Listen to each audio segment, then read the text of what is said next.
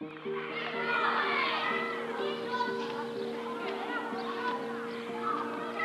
sights and sounds of children, playing, laughing, community, and ultimately, hope. The hope that brings a parent their purest joy.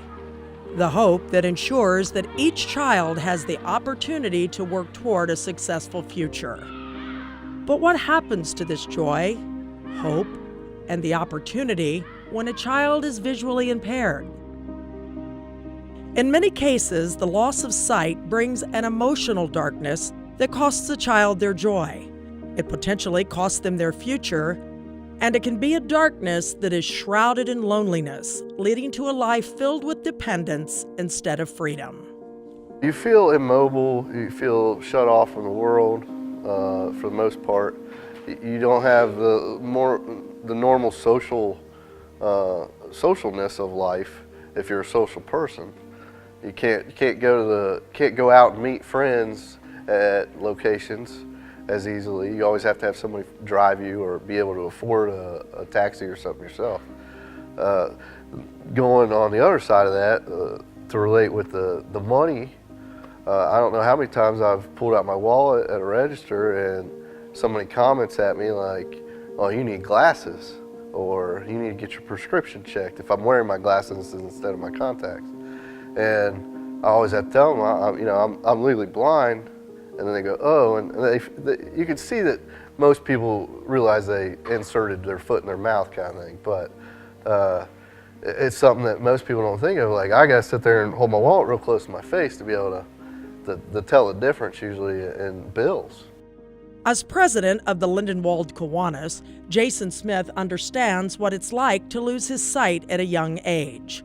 Though he was 21 when his vision began to fade, he chose to live his life not as handicapped, but instead by focusing on service to his community. One of the ways he did so was through his lifelong membership in the Kiwanis, taking over as president in late 2017.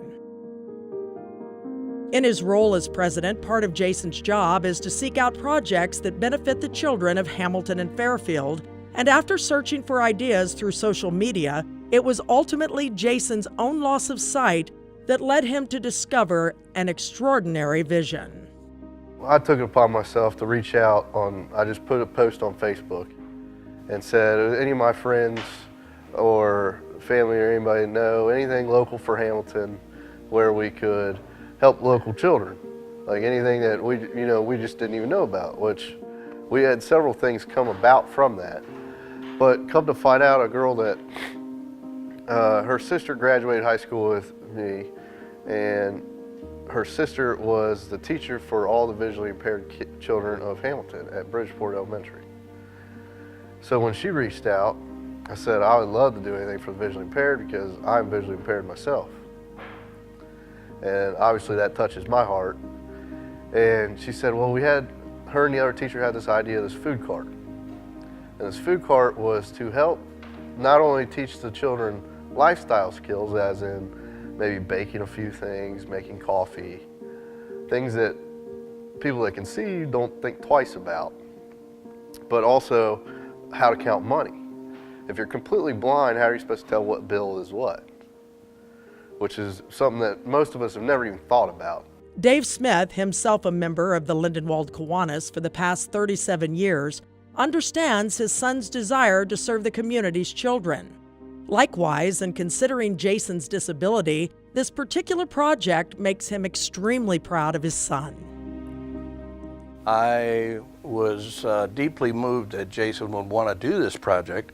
All three of our children have a disease called Stargardt's. It's a genetic macular degeneration. Most people have heard of that, and it's usually for seniors and elderly, but that's the only form of macular degeneration that's genetic.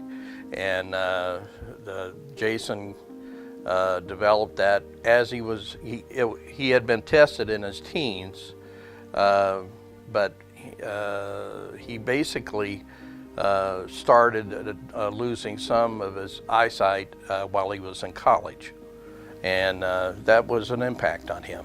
Smith says it was that early impact on his son's life that led Jason to want to help others learned the basic life skills that he began to struggle with. With that struggle in mind, the idea of the Kiwanis purchasing a snack cart for Bridgeport Elementary moved from concept to reality. Let's talk about the beverage cart. How long has it been in existence? Where did the idea come? How does it benefit? Just the basics. Sure, yeah. So Kiwanis gave us the grant in spring of 2017 to buy all of the equipment for the cart. We got a coffee port, we got the actual cart itself, and we got enough inventory to get started.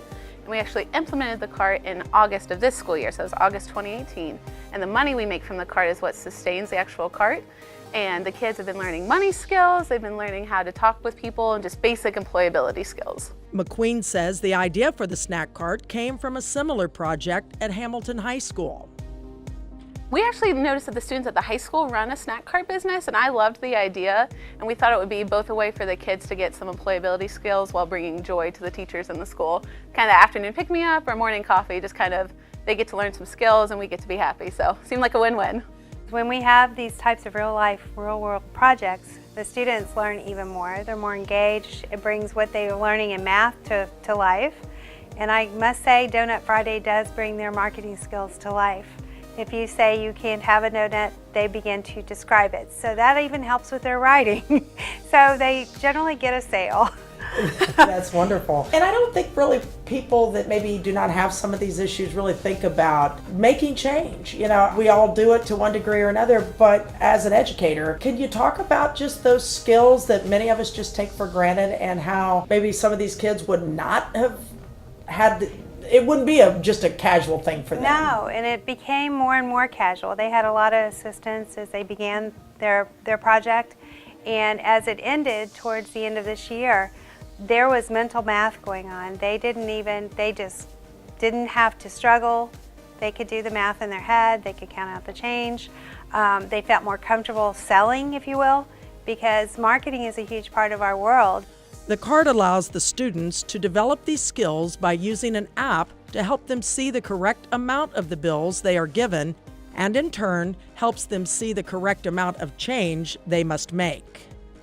Money Reader is an app that students with visual impairments and other adults with visual impairments can use to read money. So we simply turn the app on, scan the dollar bill, and it reads out loud exactly what the teacher is paying with, so we know what kind of change to give them. So we hand the student the app, and they take care of placing the camera over the dollar bill, and it reads out loud to them, and she gives the dollar bill to the person in charge of the money box, who then handles giving the change.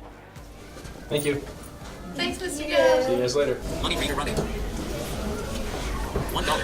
While the snack cart creates many opportunities for learning for the students involved, even those without visual impairment benefit, and it ultimately begins to restore this sense of community, joy, and hope that many of us already take for granted. It was a lot of fun because it's especially able to have you talk to the teachers more. Because you're on the cart, you normally become good friends with the people. I would love to do it next school year, and my favorite thing is just being able to be here and do it, making the coffee and stuff like that. That's a cool thing. It was a fun time for doing it in the mornings, kind of get something to be excited about at school in the mornings when you come to school, something to have you wind up and you can wind down in class and focus a little more because you know you did something fun, not getting in trouble in the mornings like most people do. I think it's when you know, getting to know the teachers better than you usually do. Most kids say, oh, I don't like this teacher, she's not nice. But when you get to know her, every teacher is amazing. We learned how to count money and stuff and how to sell items to the teachers. People learn things more.